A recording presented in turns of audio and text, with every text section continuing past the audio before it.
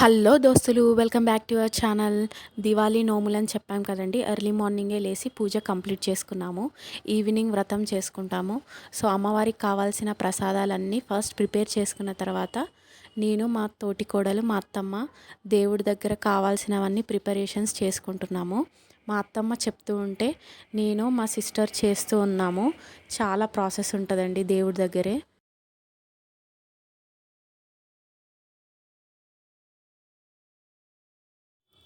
యాక్చువల్గా పందిరి ఉన్న వాళ్ళకి చెట్టు అవసరం లేదు. మేము పందిరి వేసుకోలేదు కాబట్టి చెట్టు వేస్తారంట. ఆ చెట్టు వేసిన వాళ్ళకి కొన్ని బియ్యం, కూరగాయలు, డబ్బులు ఇస్తారంట.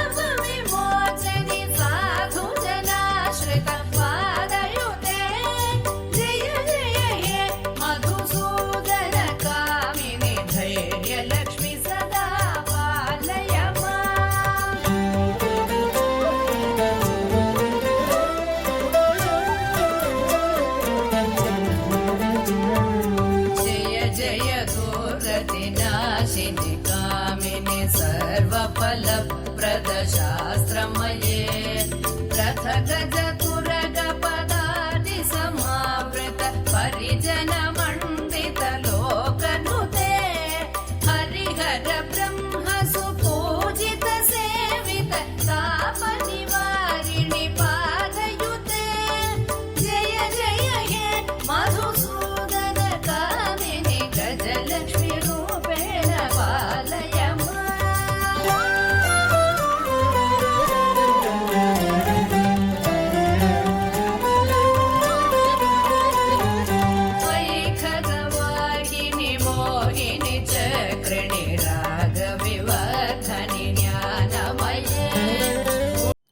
ప్రసాదాలన్నీ తొందరనే అయిపోయాయి, కానీ దేవుడి దగ్గర చాలా టైం పట్టింది. ఆల్మోస్ట్ ఈవినింగ్ 4:30 అయింది. తర్వాత అందరం స్నానం చేసి 6:30కి అలా పంతులు గారు వచ్చారు. పూజ స్టార్ట్ చేశాము. ఈవినింగ్ నోము అయ్యేదాకా అందరం ఉపవాసం ఉంటాము, మార్నింగ్ నుంచి ఏం తినకుండా. ఈవినింగే పూజ కంప్లీట్ అయిన తర్వాత భోజనం చేసి క్రాకర్స్ అవన్నీ పేల్చాము. మా బాబుకైతే దివాళీ అంటే చాలా ఇష్టం, ఎందుకంటే క్రాకర్స్ అవన్నీ లైటింగ్ అంటే చాలా ఇష్టం. మేము నోము రోజు అమ్మవారికి ఏం ప్రసాదాలు చేశామో చూడండి.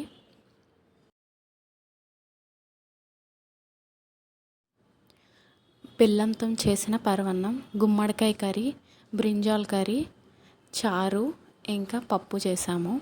గుమ్మడికాయ కర్రీ చాలా మెయిన్ ఇంగ్రీడియంట్ ఈ వ్రతంలో. గుమ్మడికాయ కంపల్సరీ చేసుకోవాలి. మెయిన్గా అమ్మవారికి పెట్టాల్సింది గుమ్మడికాయ కర్రీ, బెల్లం పరవన్నం, బెల్లం అప్పాలు. ఇవి మాత్రం కంపల్సరీ, మిగతావన్నీ ఆప్షనల్, మనం చేసుకోవచ్చు.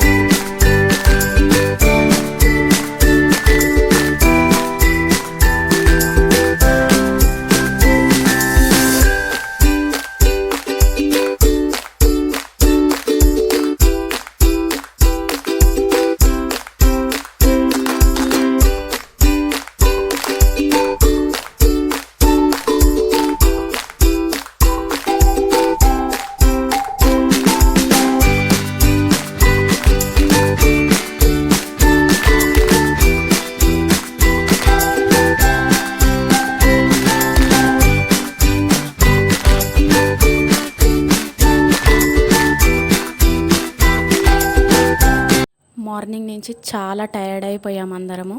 అయినా కూడా మా బాబు కోసం నైట్ వరకు క్రాకర్స్ కాల్చాము. పిల్లల ఆనందం కన్నా మనకి ఇంకేం కావాలి చెప్పండి. Hope you like this video. Bye bye.